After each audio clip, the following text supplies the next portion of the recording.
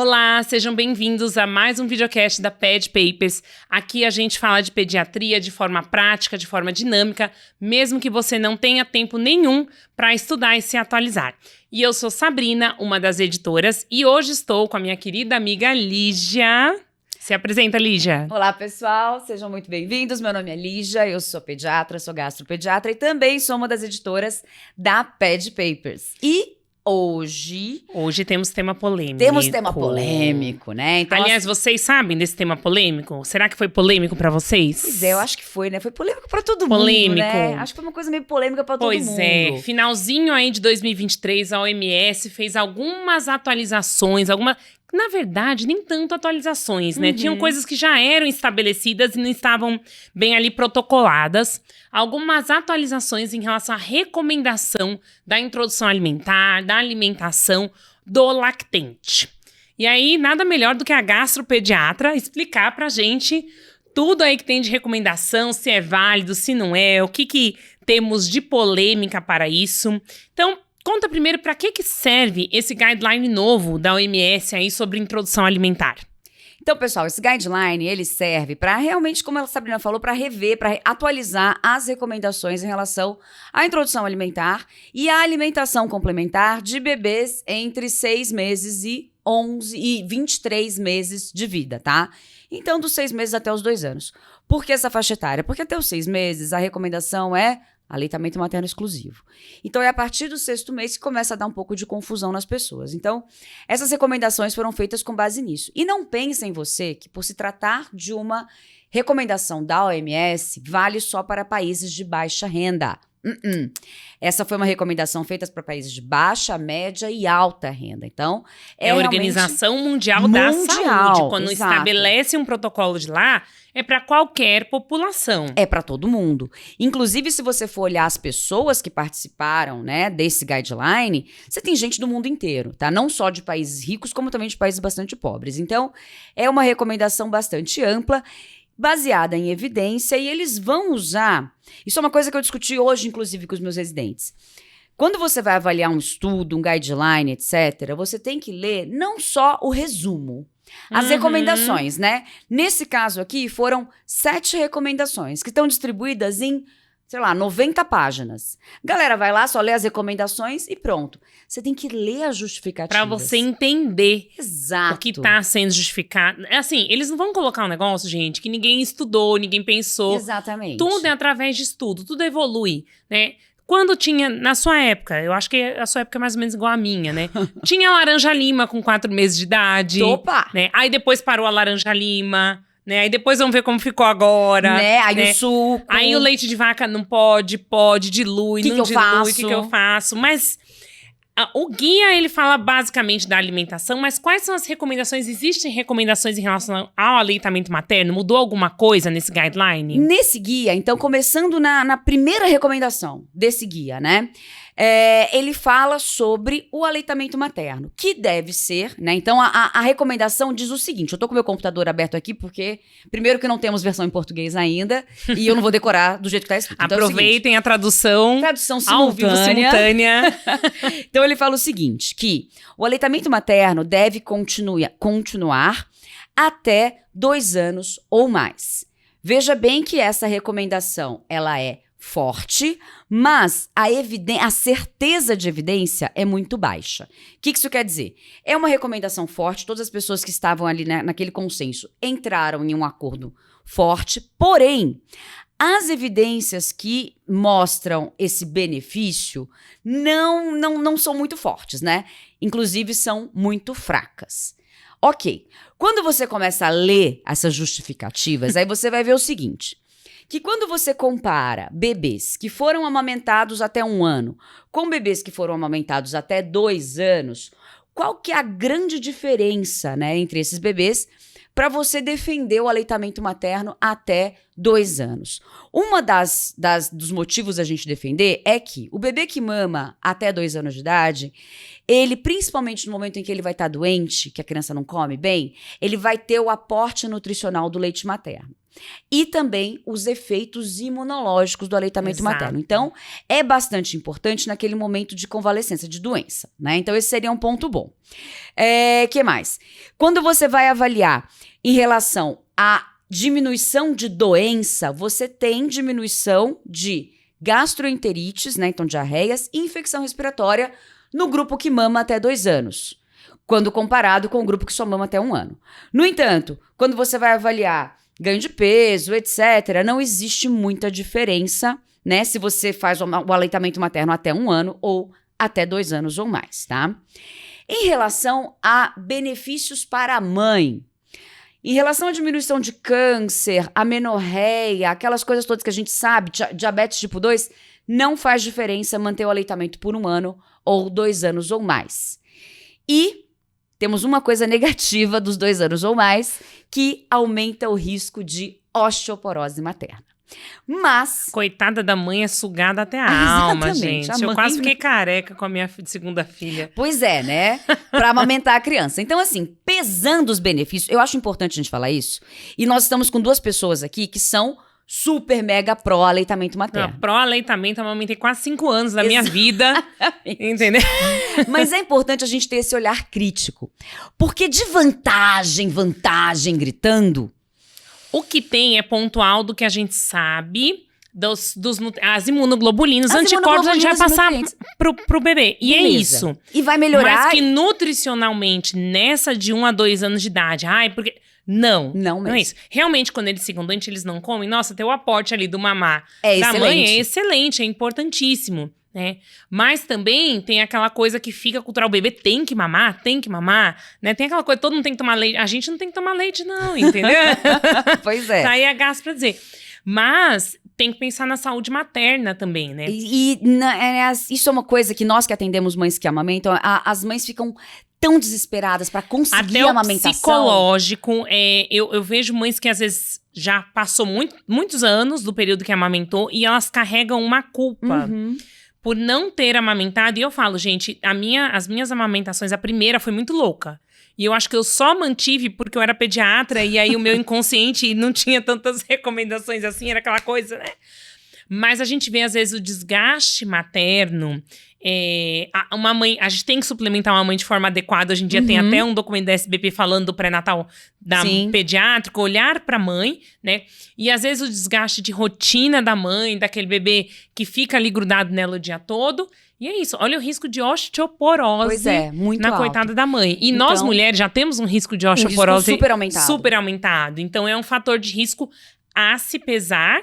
E eu acho que também é importante orientar, né, na livre demanda. Uma coisa é o bebê que está exclusivo até os 6 meses e é o único alimento. E outro, é importante que tenha se estabelecido que fez 1 ano, a tendência, 1 para 2 anos, que eu explico para as mães, é mamar menos e comer mais. É uma transição, né? Porque o lactente é até 2 anos de idade. Exatamente. Né? Então, e aí até 2 anos ou mais, aí cada um faz tem o que as quer. suas opiniões do que vai fazer. Exatamente, né? Então, existem essas recomendações. A recomendação deve ser mantido até 2 anos ou mais, mas agora vocês já sabem o que foi pesado nessa balança, né, em riscos e benefícios para colocar essa compensação, essa recomendação. Mesmo com o risco de osteoporose na mãe, as vantagens para o bebê ainda fazem com que essa recomendação seja importante, né? Inclusive, ele fala nesse trabalho que o leite materno, quando oferecido como único leite, também tem um valor econômico importante. Mas, aqui mesmo ele coloca, a mãe, para conseguir manter uma amamentação adequada, muitas vezes não consegue trabalhar. Exatamente. E aí, pesando na balança, como é que fica essa situação? E aí, aquela coisa da maternidade que a gente fala, né? Muita mãe se sente culpada por trabalhar, mas quando você trabalha, você dá outras coisas pro seu filho, né? E que você precisa não necessariamente, vou trocar o peito pela fora. É possível amamentar e trabalhar, Claro que sim. Meus filhos amamentaram até os 2 anos ou mais, exclusivamente. Aí eu tirava leite no trabalho, no posto, levava bomba. Até aqui pro estúdio já trouxe bomba de leite. Mas, realmente, um impacto econômico. Será que se a mãe consegue ficar com essa criança há tanto tempo? Né? A nossa licença maternidade. Nossa licença maternidade são 4 meses. E a paternidade? Entendeu? A paternidade nem É uma tem, palhaçada. É uma palhaçada. Não existe. Né? Aí a mãe fica sozinha com o bebê ali, que tá sugando. E às vezes se sente culpada. Até para uma complementação quando necessário. Né? Então, é importante a gente definir isso e conversar e dar um alívio para essas mães, né? E aí, quando eu tenho um bebezinho, né, que tá entre 6 a 11 meses e a mãe vai voltar a trabalhar, conseguiu 6 meses, né, fez os 4, a empresa era amiga, lá tem até aqueles benefícios, 6 meses, volta a trabalhar e pede um leite pra gente. Tanto faz, ser fórmula ou leite de vaca, o que tem de diferente entre os dois? O que o guia diz pra gente? Então vamos lá, pessoal. Isso aqui, essa recomendação foi a que mais deu polêmica. Deu balacobaco. Essa foi a recomendação que mais deu polêmica da OMS, que é em relação à alimentação de bebês de 6 a 11 meses e depois de 11 a 23 meses, que não são amamentados exclusivamente ao seio materno. Então, o que a recomendação diz para bebês de 6 a 11 meses? Diz o seguinte, para bebês de 6 a 11 meses que são alimentados com leites outros, né, ou outros leites além do leite materno, tanto o leite da fórmula ou o leite animal pode ser oferecido. A recomendação é condicional. Atenção, tem que ler com atenção. As pessoas não leem com atenção. Não, e os detalhes. E os detalhes. A recomendação é condicional. E eu vou falar quais são essas condições. E o grau de evidência é baixo, tá? É uma baixa certeza de evidência. O que quer dizer isso daqui? Então, a gente tem duas opções para alimentar, três opções, né? Para alimentar as crianças de 6 a 11 meses que não recebem leite materno. Você pode dar leite de vaca ou cabra, sei lá, qualquer outro animal. Leite vegetal, que não é muito recomendado. E a fórmula infantil, né? A fórmula infantil para essa idade de 6 a 11 meses, ok? E aí, quando você vai ver o que eles colocaram aqui, o que eles disseram? A gente está falando de pessoas de vários lugares do mundo, né? Então, uma das evidências que você precisa avaliar, na verdade, isso está na recomendação deles, é a segurança alimentar e segurança financeira daquela família para você decidir o que vai ser oferecido, né?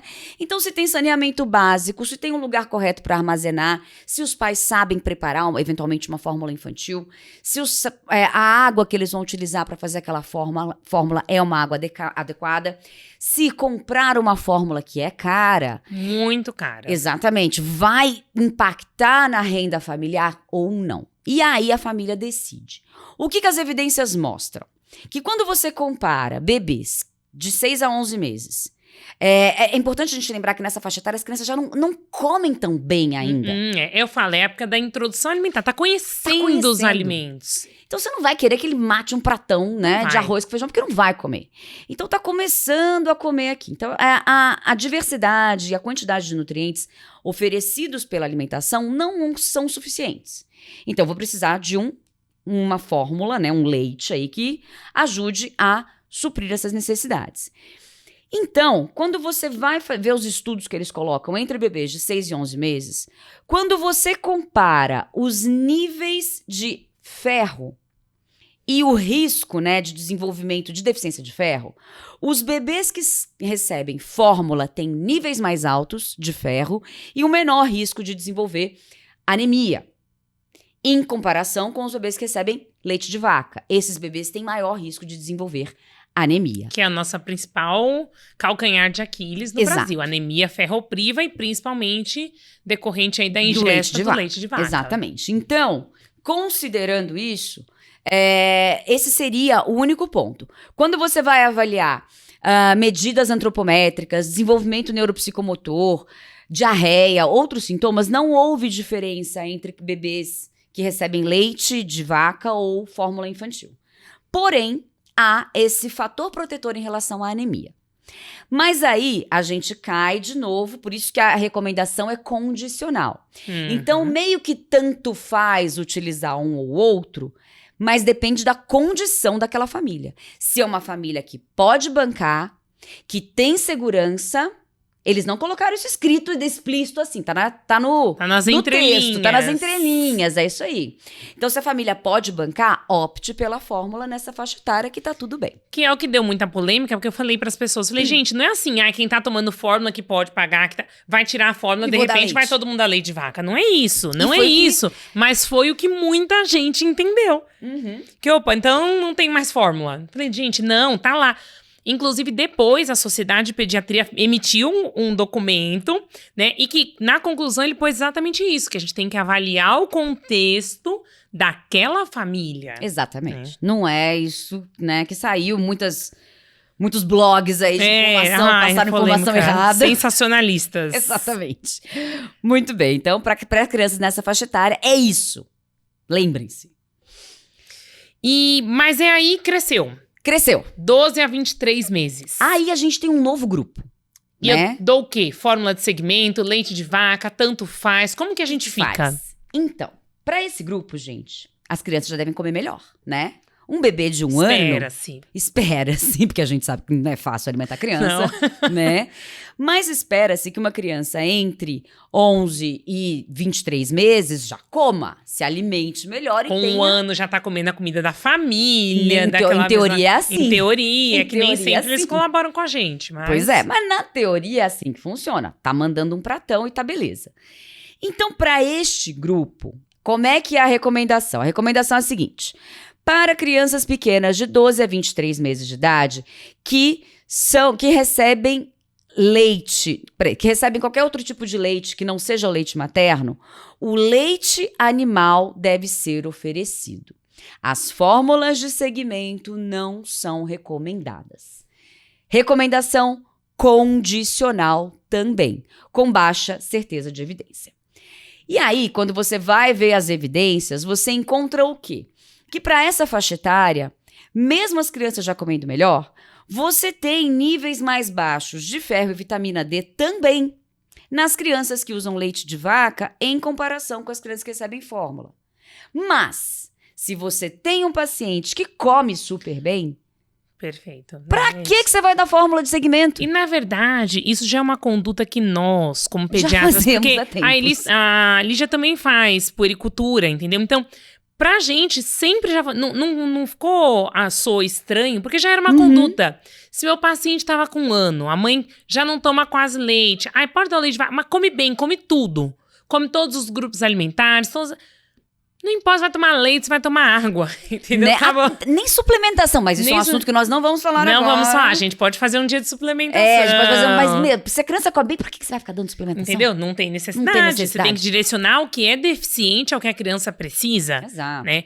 Mas, se você tem aquela criança que chegou com 1 ano de idade, existe criança que não evolui na introdução alimentar, que tem dificuldade, que descobriu uma anquiloglossia, né? Uma língua presa Sim. tardia, né? Que precisa de estímulo ali da fonoterapia para mastigar, que não teve a evolução da consistência adequada. Vai demorar pra pegar. Vai demorar. Se a criança não comer e ainda tomar só leite de vaca, a gente vai ter deficiência nutricional. Exatamente. Entendeu? Então a gente tem que pesar isso. Exatamente, a palavra de hoje é condicional. Condicional. Existem condições que estão relacionadas às nossas recomendações. Exato. Então, assim, avaliando, né, comparando as evidências, a gente sabe que existe uma diminuição da possibilidade aí dos níveis de ferro e vitamina D nas crianças que usam leite em comparação com as que usam fórmula, mas pesando na balança em relação a dinheiro e a alimentação, a recomendação é que se use leite de vaca condicionalmente. Dependendo da condição. E acho que cabe um adendo muito importante quando não for usar o leite de vaca, que fórmula de segmento não é composto lácteo. Exato! A gente tem que ver tudo isso, né? Entendeu? Fala um pouquinho pra eles da diferença do composto lácteo, da fórmula. Composto lácteo tem que ter, pelo menos... Não é igual, gente. Não é igual, pelo amor de Deus. Composto lácteo, ele tem que ter 52% de leite. O resto só Deus sabe.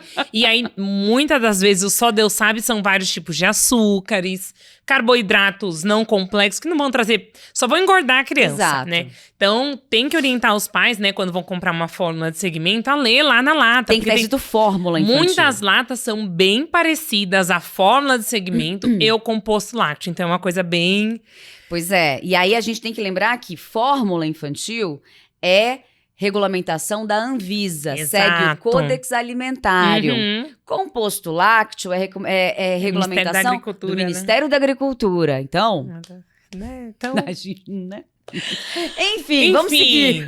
Bom, eu tava falando pra você do suquinho de laranja lima, né? Dos 4 meses, depois mudou pro 6. E de acordo com aí o novo guideline, qual que é a recomendação aí feita pra introdução alimentar? Continua a mesma coisa? Mudou? Me fala. Pois é. Aqui, neste guideline maravilhoso, eles saíram tão lindamente pela Eu começo a rir porque eu já sei, as coisas são... Porque olha só a recomendação, gente, eu vou falar. Idade para a introdução de alimentos complementares. Lactentes devem receber os alimentos complementares aos 6 meses de idade, enquanto continuam com o aleitamento materno. E os que não estão em aleitamento materno? Coitados. Eles não entram no guideline, eles não têm direitos. Não tem comem, direitos, não comem. comerão. Então, assim, pro bebê que está em aleitamento materno, a recomendação deles foi 6 meses, que é o que a gente já faz. E quem não tá? Né? Não sei, porque Pois eles não falam aqui. A gente tem, vale ressaltar, né, que a gente tem, pelo guia do Ministério da Saúde, da alimentação para as crianças, né, que o Ministério da Saúde fala que se a gente tiver que dar leite de vaca para o menor de 6 meses, e aí, gente, não estamos mandando dar leite de vaca para o menor de 6 meses, mas se existir uma condição em que os pais não têm condição nenhuma e que a mãe não está amamentando, aí poderia ser antecipado, mas isso tendo do Ministério da Saúde. Então, vamos lá. No Isso da aqui OMS... Da OMS está diferente. Então, o que a gente tem de recomendação de várias sociedades aí pelo planeta? A Sociedade Americana recomenda que a introdução alimentar seja feita com 6 meses, para todo tipo de criança. A Sociedade Europeia recomenda que seja feito entre 4 e 6 meses, a introdução alimentar, para aproveitar uma tal de janela imunológica que você já ouviu falar, todo mundo já ouviu falar. Isso é baseado em quê? Baseado em estudos que mostram que quando você oferece alimento antes dos 4 meses, você não tem benefício, inclusive você pode ter prejuízo. E quando você atrasa a introdução alimentar para além dos 6 meses, você tem um aumento de risco de doenças alérgicas nessas crianças e você vai atrapalhar a introdução alimentar porque ela não vai pegar com tanta facilidade os alimentos, as texturas, os sabores, etc. Então você também vai ter um comprometimento aí. Por isso a gente tem essa janela na sociedade europeia. A sociedade latino-americana, esse ano, colocou um guideline novo que diz o seguinte: bebês em aleitamento materno exclusivo, 6 meses. Bebês que usam fórmula infantil ou qualquer outro tipo de leite, entre 4 e 6 meses, tá? Então, aqui no guia da OMS não tem uma recomendação para bebês que não estão em aleitamento materno.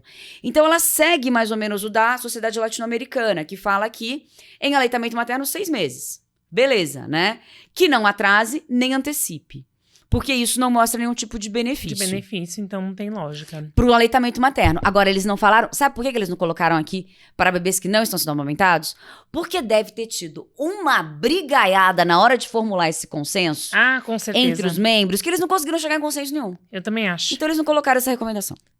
Não vou colocar. Exatamente assim, eu não falei, então tá pronto. Porque se falar alguma coisa, vai gerar polêmica, como algumas coisas já geraram, né? Exato. Então, foi por isso que eles não colocaram. Mas a recomendação é que seja feita, então, para bebês em aleitamento materno, né?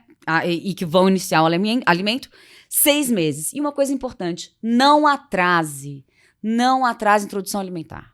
Não atrase, tá? O impacto é significativo. As crianças depois não evoluem da mesma forma. A gente tem um problema, assim, terrível. Esse é o grande problema, né? E pra gente evitar também os problemas aí da introdução alimentar, que a criança não progrida nessa introdução, como é que deve ser, né, a apresentação, a diversidade aí dos alimentos nesse período de introdução alimentar? O que oferecer? Como fazer? Então, essa é uma outra recomendação, é a recomendação número 4, né? Que fala sobre a diversidade dos alimentos. E aqui, gente, ó... Não é a Lígia que tá falando, é a OMS, tá? Então, os vegetarianos e veganos me perdoem. Mas, o que eles dizem? É o seguinte. Lactentes e crianças pequenas de 6 a 23 meses devem consumir uma dieta diversa. Letra A. Alimentos de origem animal, incluindo carne, peixe ou ovos, devem ser consumidos diariamente. E o nível dessa recomendação é forte. Não é condicional. Não é fraca. Não é depende. É forte. Porque existem nutrientes, existem alimentos que a gente só pega da fonte animal. Seguindo. Frutas e vegetais devem ser consumidas diariamente. Essa recomendação também é forte. E a letra C, que fala que leguminosas, então feijão, etc., nuts, que são as castanhas, e sementes, devem ser consumidos frequentemente, particularmente quando a carne, o peixe, os ovos ou os vegetais são limitados na dieta. Essa recomendação é condicional, tá? Então, o que eu tenho de forte recomendação? Que tem que ter uma dieta balanceada e variada com tudo. Exato. Não é pra fazer restrição. E eles, inclusive, falam aqui... Bebê não faz dieta, gente. Bebê não faz dieta. Bebê é onívoro, ele nasceu onívoro, ele vai ser onívoro. Ah, mas os animais... Como é que é? Comer carne animal é péssimo pro meio ambiente e tal. Isso é péssimo, eu sei que é péssimo, mas um bebê vai comer o equivalente à palma da mão dele de proteína. E aí a gente tem uma polêmica aí, uma particularidade, que às vezes esse bebê, ele já é bebê de uma mãe que é vegetariana. Sim, já temos aí. Então, ela já tem um déficit, às vezes, de nutrientes que no leite materno dela, e não estou dizendo que tem leite materno fraco, não é isso. Não é isso. Mas é que o leite materno está condicionado ao que tem no organismo da mãe. O que tiver no organismo da mãe, ele suga tudo. Então, ele está condicionado ao que tem ali. Se não tiver algumas vitaminas, alguns nutrientes, não vai ter no leite materno. Então, provavelmente, esse bebê já vai estar deficiente. Tanto que a Sociedade de Pediatria, ela já recomenda, né? Reposição de B12 para lactante vegetariana e pro bebezinho dela, a partir da introdução alimentar. Mas, assim, é recomendação fortíssima. É recomendação forte. Então, essa não é condicional. A gente tem que focar. A gente tem que focar, tá? Por mais que a gente pode brigar, às vezes, com algumas evidências e tudo mais, mas essa é forte. Essa é forte. Então, infelizmente... O consumo de alimentos de origem animal deve ser oferecido e deve ser oferecido o mais breve possível. Iniciou a introdução alimentar? Pá, já dá. Já dá. Não é essa de começar com frutinha. Não, vai começar com carninha. Mas, e doutora Lígia, e aqueles lá que vale mais que um bifinho? Nossa os alimentos pouco saudáveis, o que é?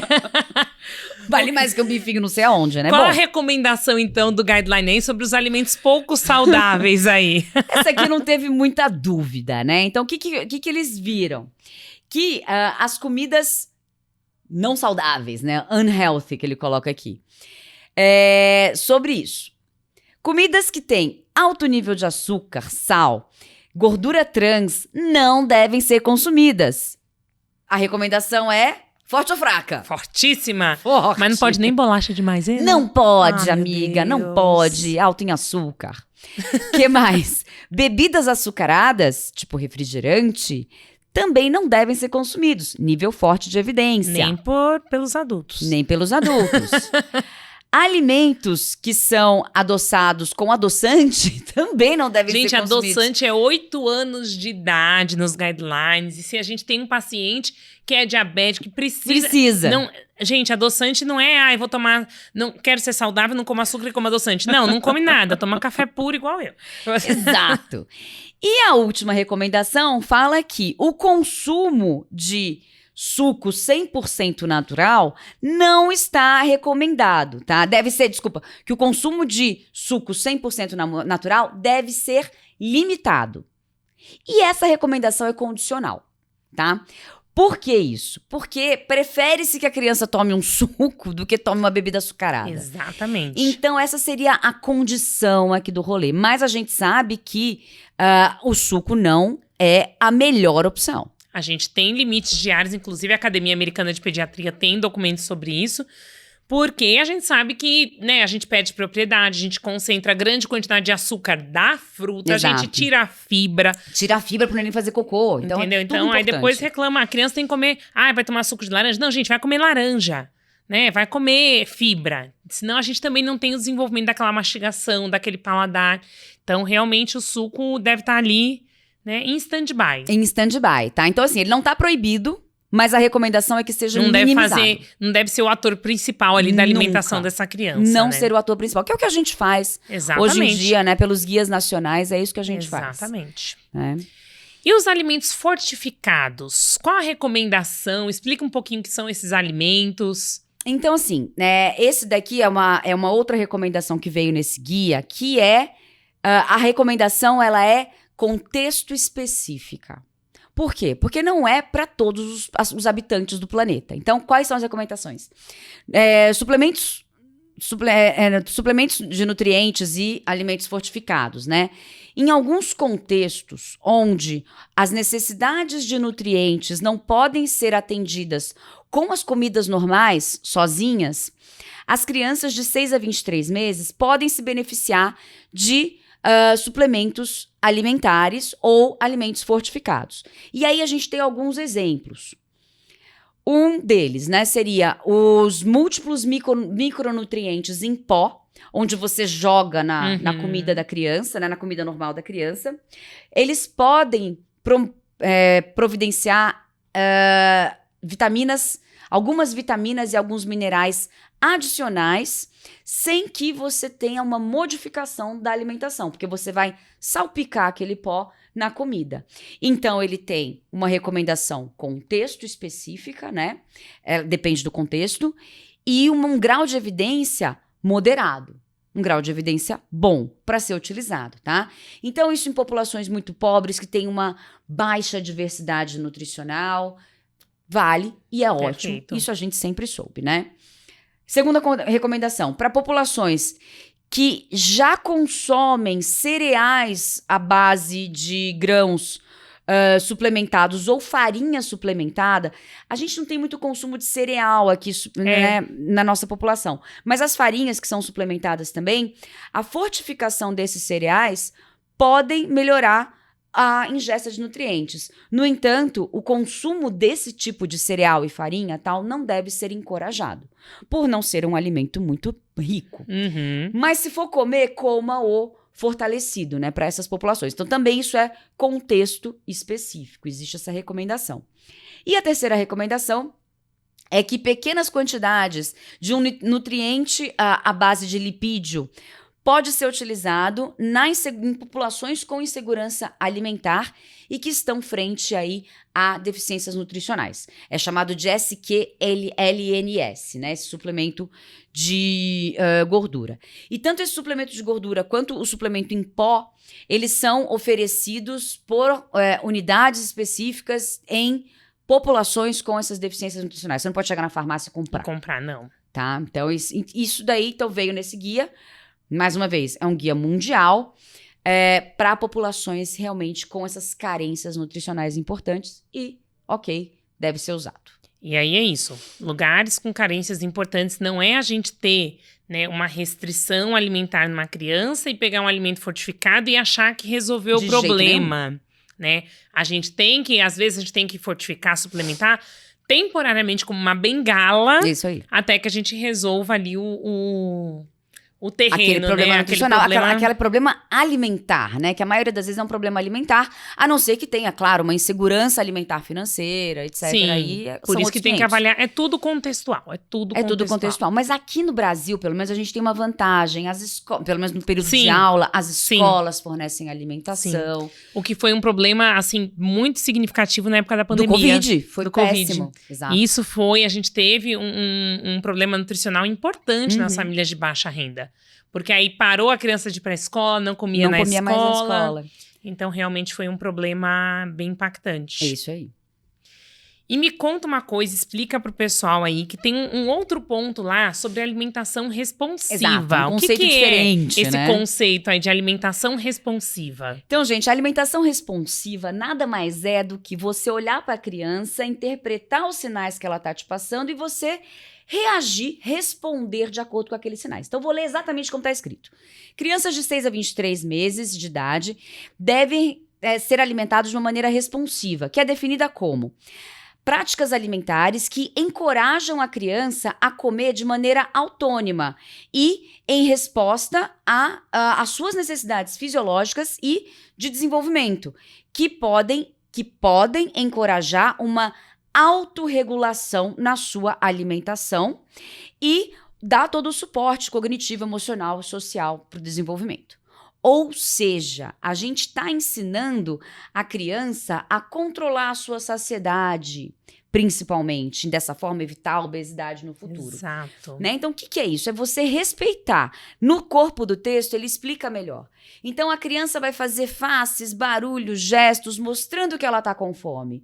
O cuidador oferece o alimento. E aí ela começa a virar cara, não quero mais tal. O cuidador vai continuar oferecendo alimento? Tem que comer tudo. Tem que raspar o prato. Tem que comer tudo pra ganhar sobremesa. Essa tortura que eu sofri, você sofreu isso? Não, graças a Deus, dessa parte minha mãe não fazia isso às vezes comigo.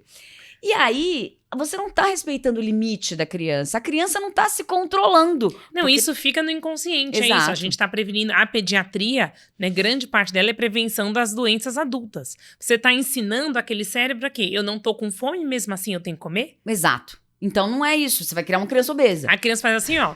E vem lá a colher. Vem um aviãozinho, né? Ou então, taca um tablet na frente da criança, põe uma galinha pintadinha ali, e a criança vai ficar... Você vai enfiando comida na boca da criança. Pois é. Não, isso não é alimentação responsiva. Sem né? contar que as telas ficam para outro dia, mas as telas não são recomendadas para os menores de 2 anos de idade. Mas isso é tema para outro videocast. Então, nessa parte da recomendação, que é a última recomendação, eles falam bastante disso, que a gente não importa só como o alimento que a criança come, mas a maneira como a criança come. Então, que na alimentação responsiva, você vai dar um mamão pela primeira vez. A criança vai cuspir. Você vai ter que dar várias vezes aquele mamão. Oferece o mamão para ela gostar do gosto, aprender a identificar. Então, você como cuidador tem que identificar o que é aquele primeiro não gostei, né? E saber diferenciar do que é não estou mais com fome. Exatamente. Porque tem criança, e eu que tive 2 filhos, cada um é diferente, né? Você observa, um gostava, por exemplo, do molhado, de pegar na mão. A outra gosta de tudo seco. Então, o que era mais molhado que ela pegava na mão, ela nunca queria comer. O que era mais gosmento, até hoje ela não gosta de purê, de coisa molenga, ela não gosta, porque ela gosta do seco. Uhum. Então, às vezes, a criança, banana, primeiro filho, ele foi comer depois de 1 ano de idade. Mas era banana amassada, banana cozida, banana assada, de todos os jeitos, porque tem que oferecer de diversas formas. E, assim... orientar os pais, gente, que às vezes tem alguma coisa que a criança não vai gostar. Tudo bem. Ninguém gosta de tudo. A gente não é obrigada a gostar de tudo, a criança também não. Então vai ter fruta que às vezes ela não vai gostar, né? E tá tudo bem. Mas isso é o responsivo, né, da alimentação, tudo é respeitar a criança também e ajudar para que ela se desenvolva como um adulto com uma alimentação mais consciente ali. E saber identificar os sinais na criança de não tô com fome, não gostei porque eu não conheço. Não vai morrer se comer pouquinho. Exato, tá tudo certo, né? E uma coisa interessante, ele não fala aqui sobre essa alimentação responsiva, se o melhor método é amassado, participativo, BLW, Bliss, não fala nada disso. Ele não entrou nesse vespeiro. Por quê? Porque o importante é você respeitar e saber reconhecer os sinais da criança. É isso, porque tem criança que vai querer pegar, tem criança que vai querer na colher, tem criança que não vai querer de jeito nenhum no início. E você não vai impor nada. De qualquer jeito, então você não vai impor. Você não vai impor nada, né? A Sabrina é mãe, ela sabe muito bem que a maternidade é perder o controle da vida. A minha segunda filha, se eu fosse me importar com a quantidade que ela come, eu já tinha surtado. Então não crie expectativas. As avós é que surtam, viu? Né? Crie um unicórnio, mas não crie expectativas em relação à alimentação das crianças, porque... E as crianças vão manifestar. Essa recomendação é muito importante e, assim, eu acho que a gente termina esse guia. Perfeito. Aliás, discussão riquíssima essa de hoje, né? Com muito conteúdo, muito contexto pra gente entender, né? Às vezes falar de alimentação. O pediatra, quando a gente vai fazer pediatria, né? Todo mundo fala assim, gente, mas a alimentação é a base. É a base de tudo. Né? É a base de tudo. Então, são recomendações... pra ser... Se você ainda não leu, pega com carinho o guia, vai lendo aos poucos. Mas lê tudo, não vai ler só o sumário. Não lê o sumário, pega uma parte, lê daquilo pra você entender, porque tem muito mais coisa do que foi discutido aqui, que às vezes você ainda não aceitou o que a gente discutiu, mas que você vai entender que tem sua lógica, né? Que não é todo esse sensacionalismo. Exatamente. E acho que ficamos por aqui, não é isso? É isso, pessoal. Então, até a próxima aí, até o próximo videocast. Abraço, pessoal. Até, gente.